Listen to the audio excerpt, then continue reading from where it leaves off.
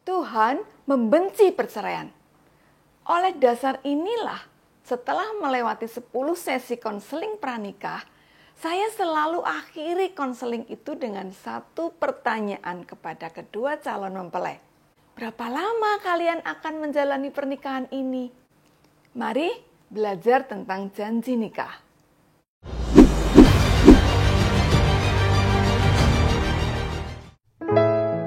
Allah tidak pernah menghendaki perceraian.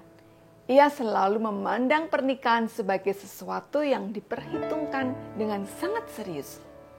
Kasih seorang suami kepada istrinya harus selaras dengan kasih Kristus kepada jemaat. Sedangkan kasih istri kepada suami harus selaras dengan penundukan diri jemaat kepada Kristus. Saya bacakan Maleakhi pasal 2 ayat 16. Begini firman Tuhan. Sebab aku membenci perceraian, firman Tuhan, Allah Israel, juga orang yang menutupi pakaiannya dengan kekerasan, firman Tuhan semesta alam. Maka jagalah dirimu dan janganlah berkhianat.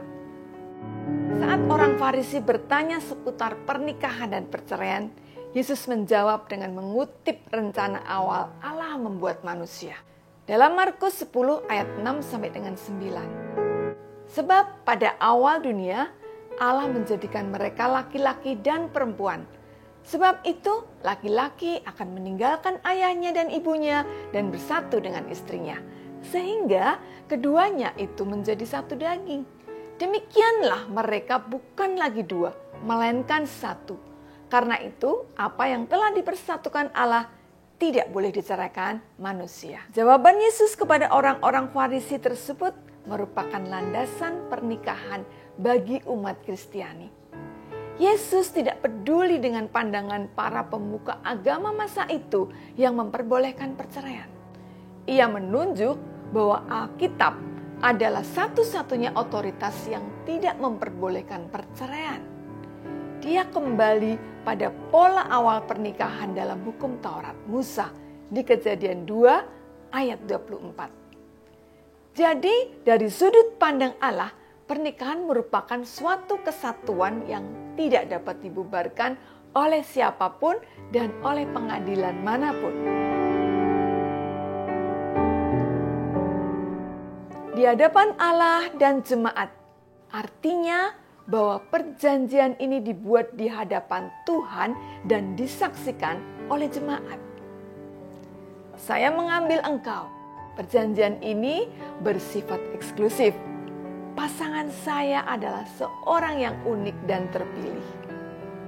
Menjadi istri atau suami saya yang sah dan satu-satunya. Pernikahan adalah perjanjian kekuatan hukum untuk saling memiliki antara seorang pria dan seorang wanita. Dasarnya adalah relasional. Pernikahan Kristen bersifat heteroseksual, bukan homoseksual, dan monogami, bukan poligami. Saya berjanji akan selalu setia dan mengasihi. Dengan perjanjian ini, saya telah menyerahkan komitmen dan juga pribadi saya seutuhnya. Pada waktu susah maupun senang, pada waktu kelimpahan maupun kekurangan, pada waktu sehat maupun sakit. Jelas bahwa perjanjian ini berlaku untuk segala keadaan tanpa kecuali. Dari sekarang sampai maut memisahkan kita. Di sini ditegaskan bahwa perjanjian ini tidak bisa dibatalkan kecuali oleh kematian. Sesuai dengan hukum Allah yang kudus. Perjanjian ini suci dan kudus. Tuhan sendiri yang menyatukan pasangan yang sudah mengikatkan janji. Beberapa hal yang bisa melemahkan janji pernikahan. Yang pertama, egoisme. Merupakan sifat manusia yang terlalu mementingkan diri sendiri tanpa peduli kepentingan orang lain. Yang kedua, humanisme. Humanisme mengajarkan kalau pernikahan merupakan persoalan manusia secara pribadi dan tidak ada campur tangan Tuhan. Yang ketiga, relativisme adalah aturan yang diputuskan oleh manusia sendiri. Kalau kelak di kemudian hari aturan tersebut tidak sesuai lagi, maka manusia bisa mengubah sesuka hati sesuai dengan apa yang diinginkannya. Saat gejolak terjadi dalam keluarga yang mengakibatkan suami atau istri ingin berpisah, janji nikah inilah yang harus kembali diingat.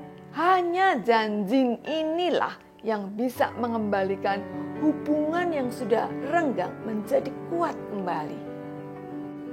Ketika kita sebagai umat Kristiani menghargai sebuah pernikahan, maka kita tidak akan pernah bermain-main dengan janji pernikahan. Apalagi menghancurkan janji suci yang diucapkan di hadapan Allah. Dan kita percaya bahwa Tuhan sanggup untuk memulihkan segala sesuatu, termasuk memulihkan perkawinan. Tuhan Yesus memberkati.